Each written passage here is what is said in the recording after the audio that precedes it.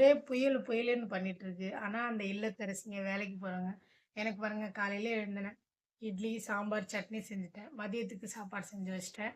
அடுத்து வீட்ட கிளீன் பண்ணிட்டு, குளிச்சுட்டு கிளம்ப வேண்டியதான். ஆனா, நான் பெத்த மராசு இன்னும் எந்திரிக்கவே இல்ல. எந்திரிச்சாரு, பாத்ரூம் போனாரு, மறுபடியும் இன்னும் படுத்திருக்காரு. ஆமா, அப்படியே அப்படியே ஒரு மாரி இருக்கான். என்னன்னா, அந்த மழை இதுக்கு அப்படியே தூங்குனா நல்லாருக்கும்.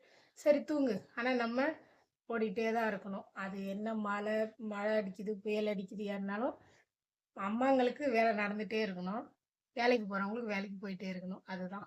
ஸோ, இங்க யாரையும் எதுவும் சொல்லி குற்றம் இல்ல. இதுதான் அதில ஓடிட்டே தான் இருக்கணும். மழை பெஞ்சானே, வெயில் அடிச்சானே எல்லாத்துனாலும் ஓடிட்டுருக்கோம். சரி லீவா இருக்குன்ற ஒரு நப்பாசையில ஃபோன் பண்ணி கேட்டா, 9 மணிக்கு எல்லாரும் அட்டெண்ட் ஆயிருங்கன்னு சொல்லிட்டாங்க. ஸோ கிளம்ப போறோம். ஆ மழையில எங்களுக்காக வேண்டிக்கோங்க. நீங்களும் சேஃபா இருங்க. எல்லாருமே சேஃபா இருங்க. அதுலயும் சென்னை வாசிகள், பாண்டிச்சேரி வாசிகள் கண்டிப்பா சேஃபா இருங்க. காத்து வேற லெவல்ல செய்யுது.